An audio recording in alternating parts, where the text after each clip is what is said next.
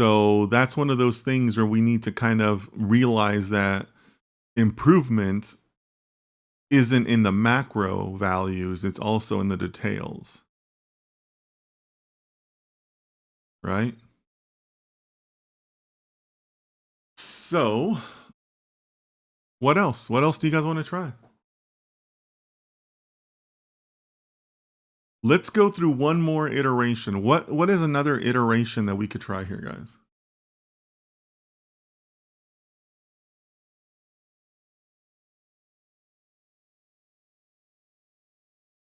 One parameter, Yassine says, one parameter I think we can adjust as well as a filter size in the convolutional layers.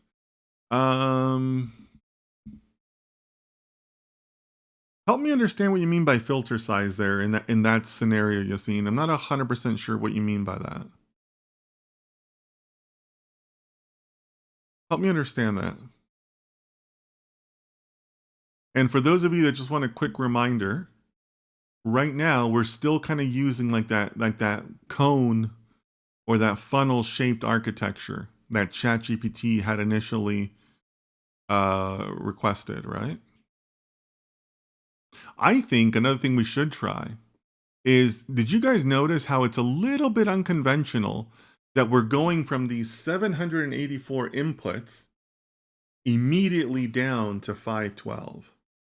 Or even what? Initially we were going down to 128, I believe, in the very first model.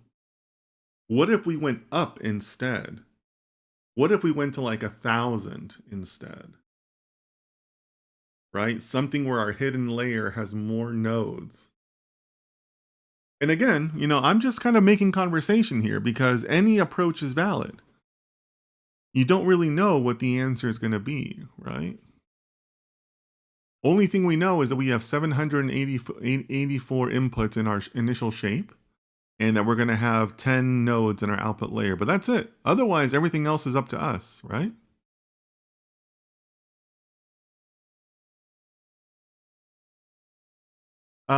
In the convolutional layer, each pixel considers a number of pixels around it. Filter size controls how many surrounding pixels. 3x3 filter considers 3 on each side. We can do 5x5 or something else. Okay. I could see that. I'm tempted to just try something around the size of this first layer. Because think about that, guys. We're going from 784 down to 512. What if we did this? We haven't tried this. We've tried an even neural network, but even then, the first layer was going from a lot of inputs to a smaller number of inputs, right? I think we did it at the 256 level. What if we try this? Rid of this. Let's try. Yassine says we can also add some max pooling layers. Yeah, sure.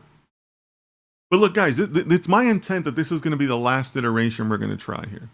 Because really, I mean, we're not trying to solve the mince data set, right? What I'm really trying to impress upon you guys is that this is the work of a data scientist. Everything we've done for like the last hour is data science. Because our code has generally stayed the same for the last hour and a half, right? But it's about trying the different approaches, the different settings, the different interpretations of the results and saying, well, wait a minute, well, that one could benefit from more time. Oh no, that one was going terrible from the beginning. That's really kind of like the lesson here, right? The lesson isn't how do we solve mints. The lesson is saying, hey, look, I mean, what we're doing now, like this is the job, guys. Like this is what you do as a data scientist, right? More specifically as a data scientist working with neural networks.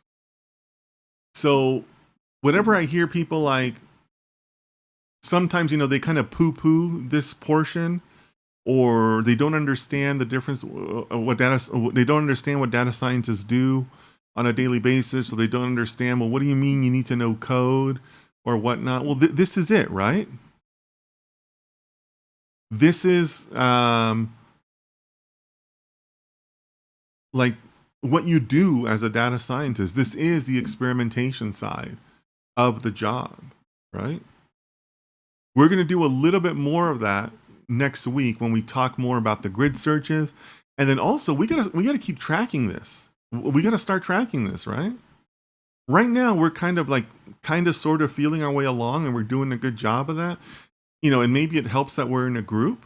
But when you're alone and you want to kind of like document your work and tell people, hey, I took your data, I ran 27 experiments, here's the result. Like, we need to be a little bit more organized, right? So we're going to do that, right? We're going to do that in some of our next efforts, okay? But let's see where we land here. We're at 98.32, which is not terrible.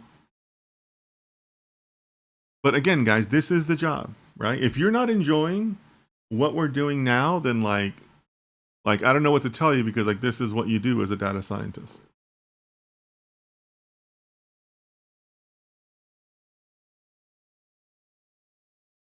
So this is showing kind of sort of signs of promise. So this is our slowest training network. And it's also our biggest network because you're going to have a lot more weights, right? You're going to have weights for every node of every layer. And this is our biggest network so far, right? Another part you should be you should be kind of taken away from this is that, guess what? More layers, more nodes is not always more better, right? And we kind of saw that before in our previous efforts, but it should definitely be cemented today. Think of all the different efforts that we've done just now and the different architectures, and the accuracy rate has moved 0.003, right? We've been in a range of 0.003, like 98 something. We've been in that range for like the last 45 minutes, right? So it's not always more is better. Data, can kind of be nuanced in that way. There we go. There's a 9857. We got a 9857 in our 24 of 30 epochs.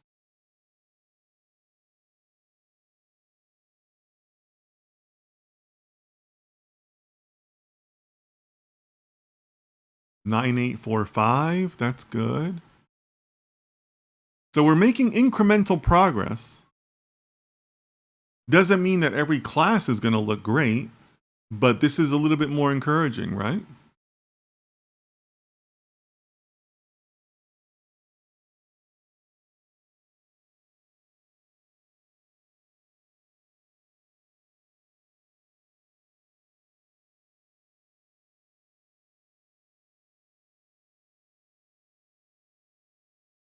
(9852).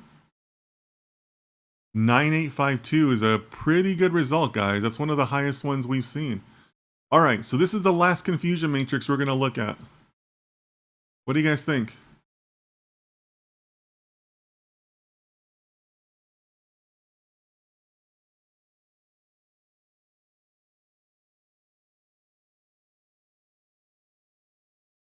Okay. Okay. Let me know what you guys think. A couple of things are catching my eye.